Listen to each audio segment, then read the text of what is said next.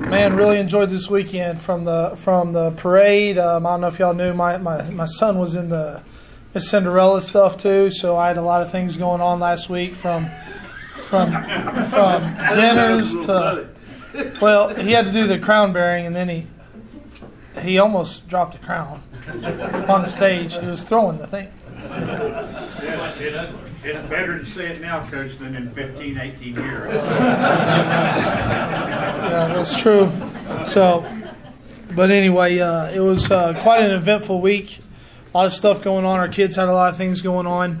We had we had 3 different community service things that we did. Football wise, broke up our team as far as different things they had to do. So with all the distraction, our kids handled that great. Had a great week of practice. Our best week of practice up to this point was last week, and it showed on the game. Showed during the game. We started the game off. First of all, it's East Central. All right, it's a team that we hate. I mean, I just hate them. So I like the coach. I mean, nothing against the coaches. That part's not personal. Just you hate the school, and we hadn't beat them since 2000.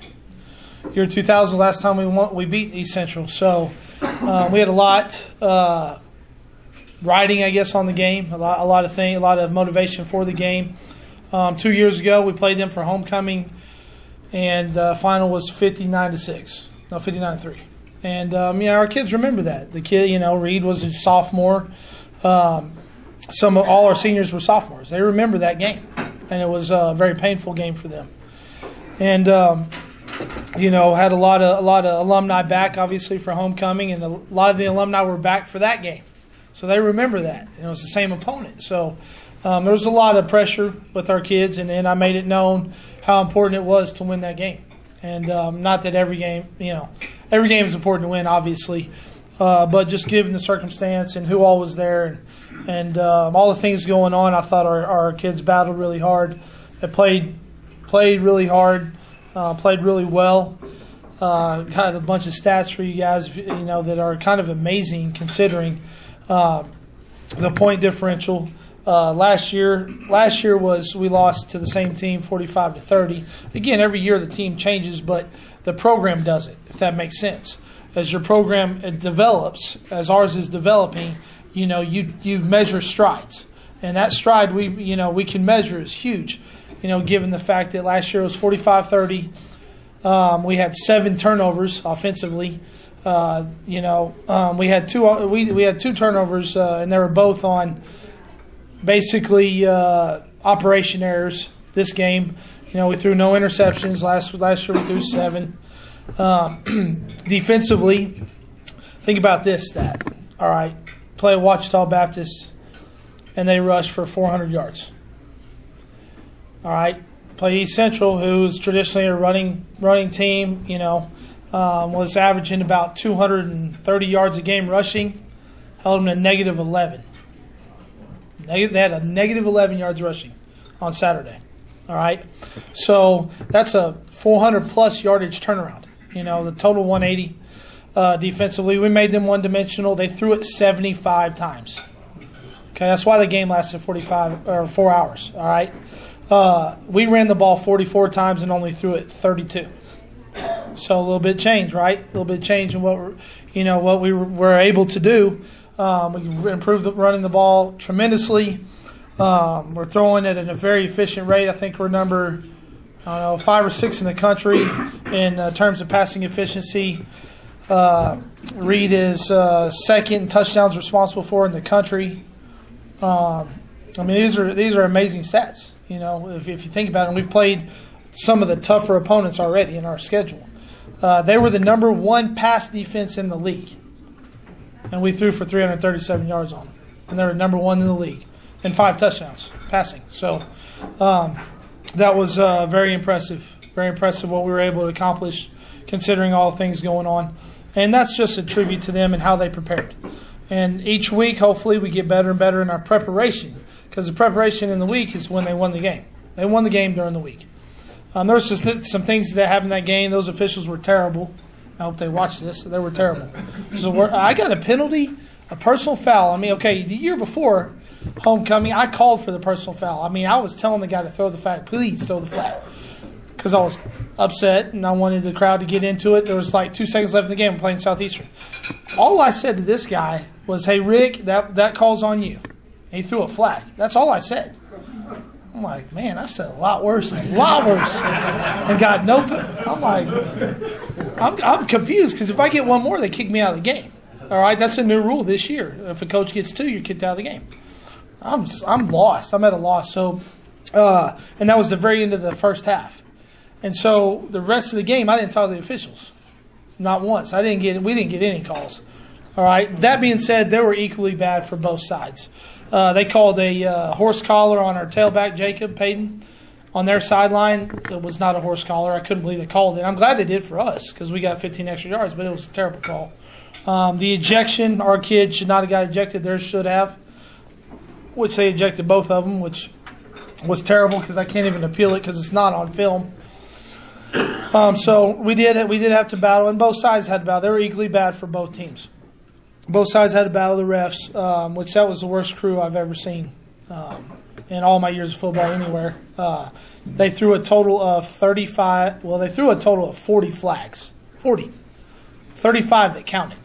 All right? That's unbelievable. Unbelievable. So, again, that's why the game lasted as long as it did, part of why. So, but overall, great team win. We played great on special teams again. Returned the opening kick for a touchdown. We annihilate that kid, number 88, and they call holding on our Maurice Wright, number 24, and it wasn't a hold. Terrible call. We should have started the game with that touchdown. We're playing really, really well on kickoff return. We had another kickoff return. They almost scored again with Horatio Smith. Later on in the game, our 2 kick returners are very dynamic and very special kick returners, which Jerry Tubman should have had his second kickoff return for a touchdown on that first touchdown because he scored one against Southern Arkansas. So that special teams is playing really, really well.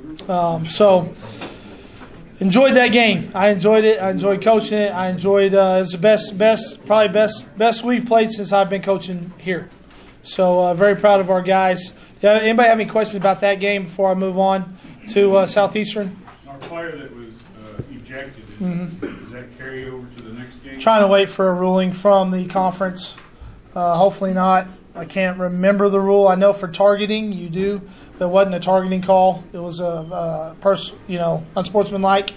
So I'm not sure. I'm really not sure why they ejected either one. Well, the other kid threw a punch, so I see that. But our kid never threw a punch, so I'm still confused on why they kicked our guy out. Was it his second one?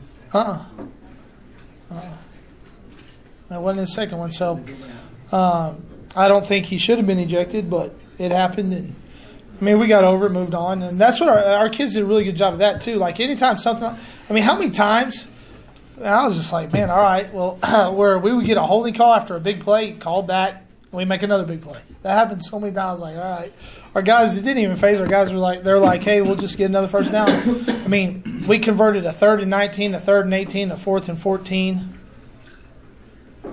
2 of them were for touchdowns. I mean, just schematically, we had their number. I mean, they were anytime they tried to do something, we had an answer for it.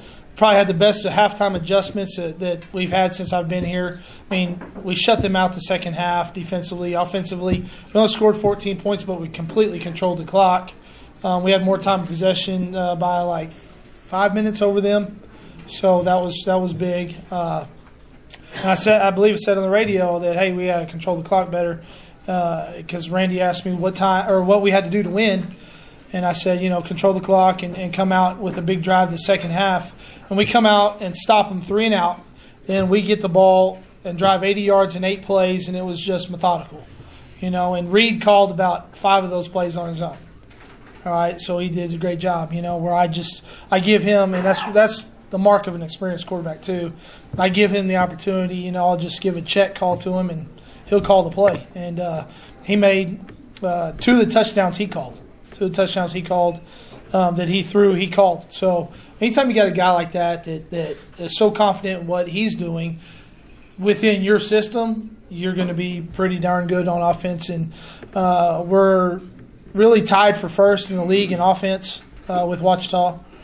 I think we're third in scoring or something like that. And then, on the national level, we're in top 10 in multiple categories offensively. So that's a good sign, especially with some of the opponents we have coming up really lend ourselves to playing really well, so to speak.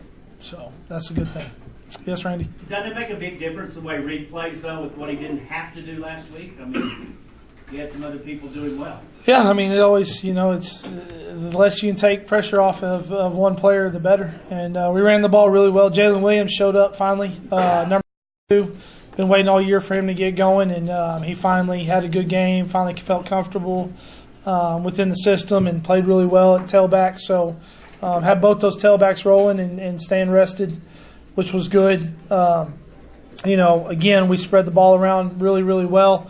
Arte Mura finally had a breakout game. Last year he had a couple of those games where he had 5 catches for 140-something yards and 2 touchdowns.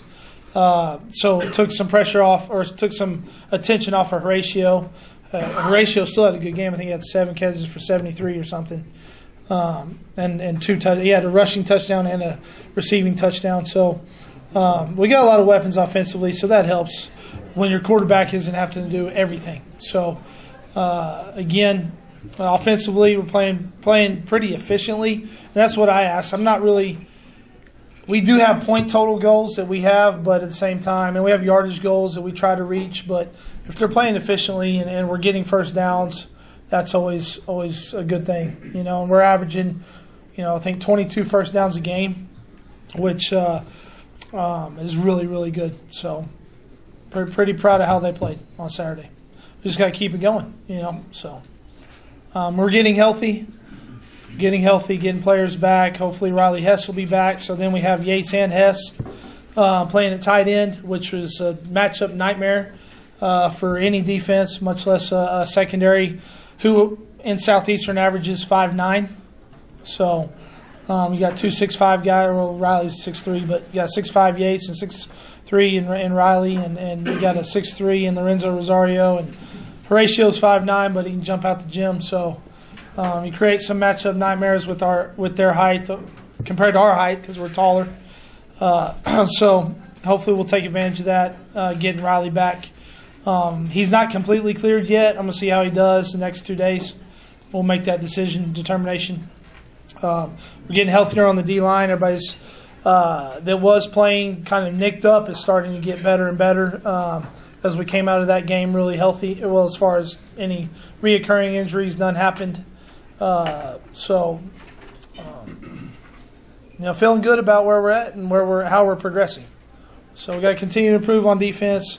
We're still 100% in the red zone, which never been a part of a team that's gone this long, being perfect in the red zone, which is great. I think we lead the country in red zone offense. So, what's that? Statistically, they have you. They're wrong. They already got it corrected. So. Hey, look at our website where it's fixed. All right, because somebody that runs the computer, stat computers, we have to adjust that after. We only got in the red zone twice. We scored both times, so they're wrong.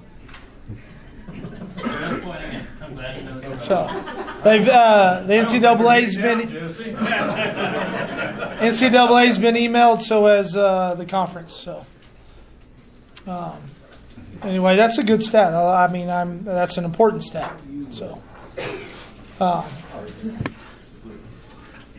getting back to officiating just a minute, do you guys have a chance to grade the officials every game? We have we turn in certain clip numbers to the head of officials, and he kind of gives us back his feedback. So Coach McCarty after the game said, "Hey, I'm going to blast these officials. Are you?" And I said, "Yep." We just turn in certain things that we see. If you can see it on film. If you can't see it on film, there's no evidence. So they were bad. They're bad. They missed a lot that should have been called. Where were they? I have no idea. I would have been a lot happier if they would have called the actual penalties, even if they were on us. They were calling. What was bad about it is they would call a holding penalty on number 50. They called 2 or 3 holding penalties on Lorenzo Allen, our left tackle, that weren't holding, and he had a bunch of holding that they didn't call. I'm like, okay, call the right one. And I'll be okay with it because he actually held. They don't call that one, and then they call the ones that unbelievable to me. It's like they're making up stuff that's not there. It's crazy to me. But I don't officiate. I know the job's got to be hard, but it's some of them are unbelievable. So, What are we doing? What do we have this Saturday? what's that? What do we have this Saturday as far as we go to Southeastern? Go Southeastern, play at 2:10. I don't know if it's their homecoming or not. But they moved the time back 10 minutes for some reason. So last year, they're gonna be wanting to get us back for us, kind of taking away their last year. I think they were they're either 4-1 or 3-2 coming in here when we beat them, and they're going to be looking to pay us back a little bit, because they ended up the season 6-5 last year, and if they won that game last year, who knows if they could have been in the playoffs or the bowl game instead of Southwestern. And that's kind of what we're looking to do this year, is to continue rolling and get on a roll, and no telling what could happen. See if we can get in the mix for one of those, because there's a lot of things happening, especially this week. The teams we want to lose lost, brought them back down. We're all in a jumble at 3-2 or 2-3. There's a bunch of teams, and then there's 2 5-0 teams, and that's Harding and Henderson. Everybody else is about the same. So and then there's two 1-4 teams and an 0-5 team. The 2 1-4 teams are Southwestern, East Central, and 0-5 is SNU. So there's a big cluster of us. There's 7 of us, I think, that are either 2-3 or 3-2. It could be off by 1 right there, but that's kind of where you want to be. And we like where we're sitting, and Southeastern's sitting in the same place because they're 3-2. And they just lost to and they're going to be looking for a win because they just lost a game to Southwestern, which they could have won. They're up 17-7. Southwestern turned the ball over, I believe, 3 out of the first 4 series they had in the game. And Southeastern took advantage of it, and then kind of the rest of the game they coasted and ended up losing it at the end. So, they're going to be looking for a win. They're going to be coming off a hard loss, which they're going to think they shouldn't have lost the game. But the flip side of that is Southwestern doesn't turn over the ball. They probably win the game handily. And that's kind of been their MO. Southeastern leads. I know they lead our league in turnover margin. They create a ton of turnovers. They might lead the country. They're way up there. And they create a lot of turnovers. So if you don't turn over the ball, you got a good shot of beating them. And that's what the teams that have beaten them have not turned over the ball, or because they've lost to Henderson and Southwestern. They beat OBU or Oklahoma Baptist, SNU, and East Central are the teams they beat. No, not East Central. Who's the other one, Jesse? Do you know? Washita. Maybe they did. For some reason, I thought they beat Washita. Yeah, Washita. They did beat Washita. Washita, Oklahoma. So they played both OBUs. And SNU are the teams they beat.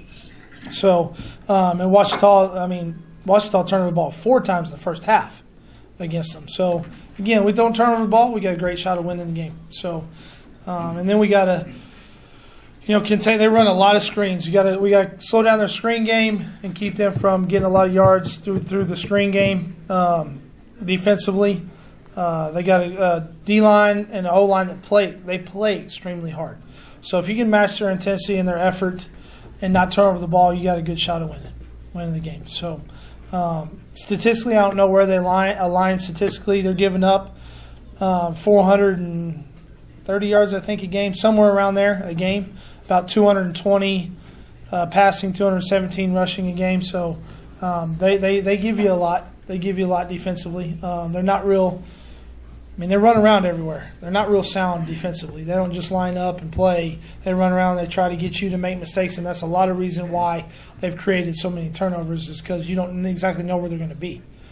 So, but we like where we're sitting, and we're definitely getting better, and we got to continue that mindset of improving every day in practice and not really looking at anything else. If you can get the kids to believe in that and to buy into that, that's what we've been able to do the last 2 weeks. And it's shown in our play. We've played so much better the last 2 weeks than we had the week before anyway. So, actually 2 weeks before. Henderson and Southern Arc, we didn't play very well. And then, of course, everybody knows the Monticello game was just a shootout where we got to have the ball last, basically, to win the game. So, but anyway, I like what our kids are doing, and I like what our coaches are doing, and the improvements we've made have definitely shown, and we got to continue to do that. So, very, very, very excited. Saturday was fun. It was fun. Finally got to enjoy 24 hours or so of football. So, anyway, any other questions? All right. Last week when you it was fourth down, I think it's second score, and it was about 10 yards, 13 yards out, and you called that pass. I thought that somebody said that was a heck of a call, and I'd have to agree with that. What were you thinking when you did that? The play before we ran. It was fourth down. It's 10 yards. 10 yards. The play before we ran a corner route and they jumped it. So what we did is we ran basically a corner post route the very next play. Here was my thought process. Okay, it's 4th and 14. I think we're on the 14-yard line. It's 4th and 10 though, but we're on the 14-yard line. And I got this big tight end, number 88, and I got a great quarterback. So do I put it in their hands or do I put it in the kicker's hands? And my choice is always going to be a great quarterback and a big tight end that can catch the ball. Great kicker there. So, love our kickers, man. Love them. They're great. So, but that was my thought process. I was like, hey, I would be lying if I said the streak didn't go in my head. Like, hey, we were perfect in the red zone. We got to get this. I mean, that went through my head too because that's very important. You lead the country in a stat like that, and It was a perfect play. Awesome. I mean, it was right on target.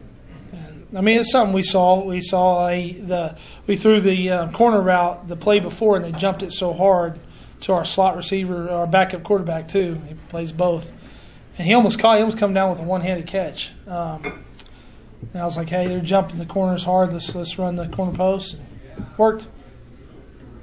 David Moore's quite a receiver.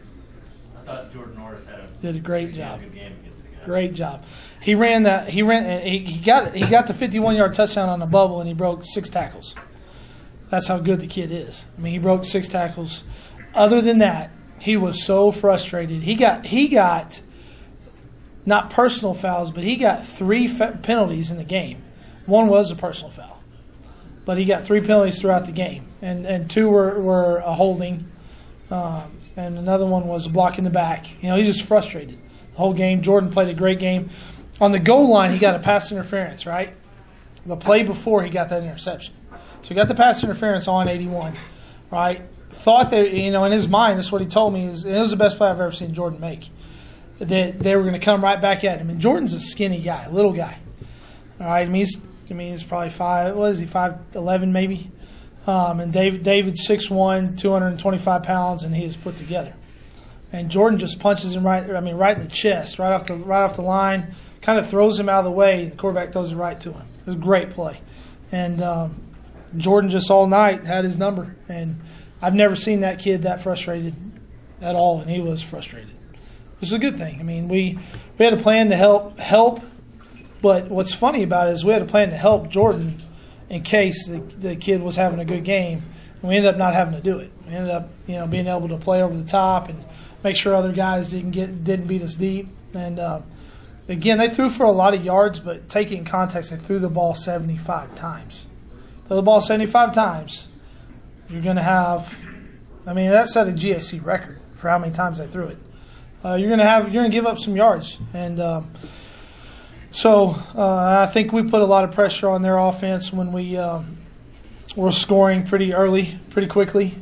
We had 3 or 4 touchdowns that were one play touchdowns or one play drives. You can score quickly. Puts a lot of pressure on the opposing offense. So we were able to do that and make them one-dimensional. Once you make them one-dimensional, they ran the ball one time in the second half, once.